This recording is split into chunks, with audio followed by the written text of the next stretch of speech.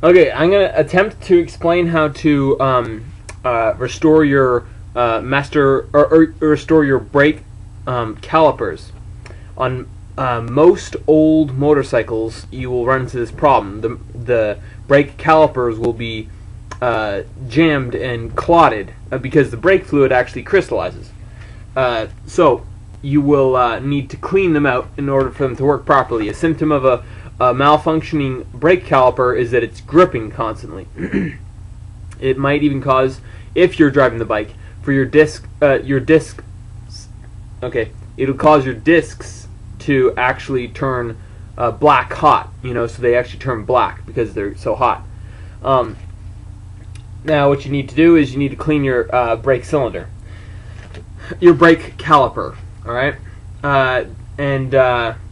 the whole hydraulic system is fairly simple. First off, you have a master cylinder which pumps fluid through a line down to the brake caliper. And today I'm going to explain how to take apart a brake caliper. And the brake caliper squeezes the disc. You have two pads, one on either side of the disc. And then you have a cylinder which oil is forced behind, and the cylinder pushes up against the disc and clamping the disc and slowing you down in braking. Now there are a few. First off, I'd like to say really quickly that these are Honda cb750 1973 calipers that I'm describing. These typically you can use the same type of procedure from most bikes, but I can't guarantee anything. And if you have any questions, be sure to write them on my wall. Now, there are a few parts to a brake caliper. The brake caliper has a cylinder, which is the main body of the caliper. It has the piston, and it has the brake pad. Actually, this would be the brake pad. Now, they all work together.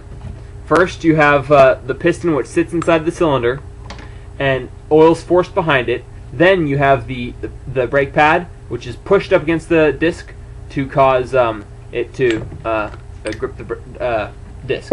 Now, these cylinders, the way that you get them apart, they'll be very tricky to get apart when you take them off your bike. First, take them this completely off your bike. Take an air source, put it in where the hydraulic line used to be.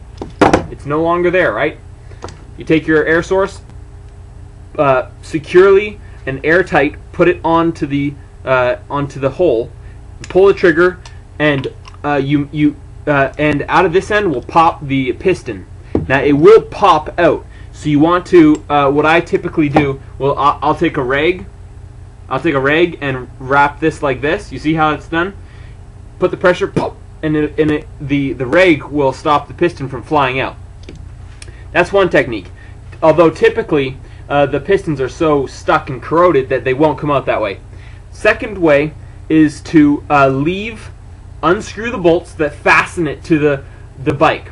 Let it hang by the bike while having the hydraulic line still in the caliper. Now, pump your brake repeatedly, and you'll see that the piston will start to move its way out of the caliper. Now, you have to watch your brake fluid level. There we go. Your brake fluid level, because it will be depleting in your reservoir. That is right next. Typically, it's right next to the brake lever. So, as you're pumping, you need to unscrew the cap, look inside of it, and you'll see a cylinder holding fluid, or a little container holding fluid. Keep that up. You don't want it to run out. Now, the piston will start to slowly move out as you're pumping it. Pumping. Keep a container, a little yogurt container, something, underneath your caliper, which is dangling. And eventually, the piston will drop out, and a bunch of fluid will come out. Now, once you have the piston out, you want to take it and scrape down the edges, which will probably be corroded. Being an old bike, it will most likely be corroded. As you can see on this one, there are these pits. That's rust. You need to take 300 sandpaper, scrape it down, and make it just real smooth. Now you take the cylinder, and there will be a rubber gasket in there. You take a prior, little prior. Ease it out there. Ease it out of it. Not too hard. You don't want to tear it. Slowly get it out of there. Take it out. It'll look like this. Very important piece.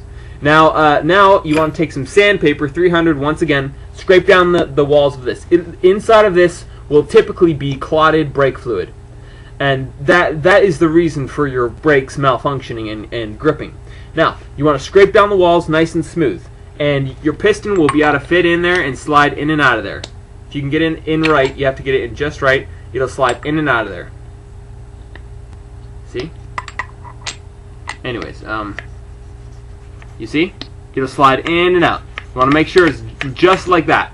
The only thing that's holding it back is the rubber gasket. Now, where this rubber gasket was, you want to make sure it's good and clean. Everything in here. A good idea would be to get a can of Berryman Chem Dip.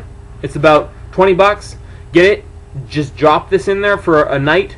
Pull it out. Get a toothbrush. Scrub out the inside. Rinse it with water. Put it back in there for another 2 hours. And then this will be perfect in back to original working condition. Now, after you've done all this, you want to put your rubber ring back in and put your piston back in there. I'd like to mention that you put some brake fluid on the piston before you put it back in there, because you want it to be lubricated before going back in. Now, once it's back in, you want to put it all back together, put it onto your bike, fasten everything back together, and then pump the brake, pump the brake lever to get fluid back into here, and then it should be good. Now it's not necessarily going to be good, and if it isn't, you might want to think about getting a brake caliper restoration kit off of eBay, which are fairly cheap. One thing I'd like to mention is what is a good idea to do is before putting the caliper, which is all together, back, fastening it onto the bike, filling this caliper full of brake fluid before hooking on the hydraulic line. Now this is because you don't want to have to fill it up using your brake line. You want it to already be full, which will just make the process a lot smoother. If you have any questions, or if you try this and something doesn't work, you don't understand something, write me and I will try to help you.